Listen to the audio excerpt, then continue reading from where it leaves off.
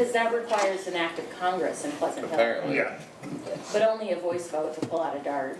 I mean, no, it's not an act of Congress, it's a resolution by the council. All right, sharp words flying over, of all things, trick-or-treating. Cities changing plans to dodge severe weather, switching from Beggars Night to Halloween. And if you've been anywhere near social media today, you know this issue has Central Iowa pretty worked up. Local 5's Dana Searles joins us now. Dana, you have been talking with cities on how they made their decisions to move trick-or-treating and also some concerned parents along the way. What are you hearing? Well, Stephanie, 12 metro cities have already moved Beggars Night to Thursday. Pleasant Hill decided at 8 p.m. tonight to be the 13th to move it to Thursday, but it originally was an outlier in its decision not to move it. And bottom line, some parents in the community were not happy about that initial decision.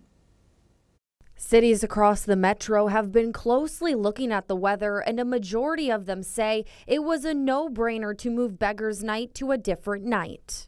Seeing that it's going to be potentially a dangerous situation with lightning, we just thought it was in everybody's best interest to give as much notice to the families as possible so they can arrange their schedules. The city of Des Moines says this was a simple move for the city where all it took was an announcement, while Waukee had to navigate a few extra steps. We need at least 24 hours notice to get them for a special meeting. So they'll be able to pass a resolution in time to move Beggars Night or trick-or-treating to October 31st this year. Pleasant Hill originally said Beggars Night will still happen on Wednesday, rain or shine.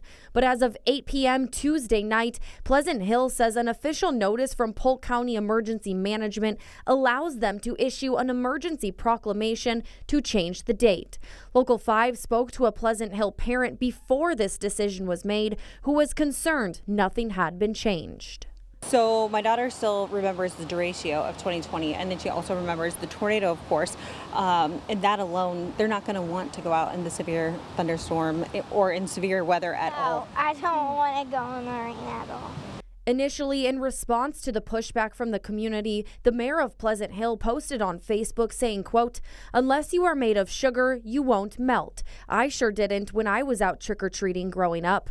That post added to the frustrations where residents decided to take matters into their own hands. To be completely honest, I couldn't believe that she said that. I thought it was very, very tone deaf, especially because, again, with all the tornadoes and severe weather that we have had.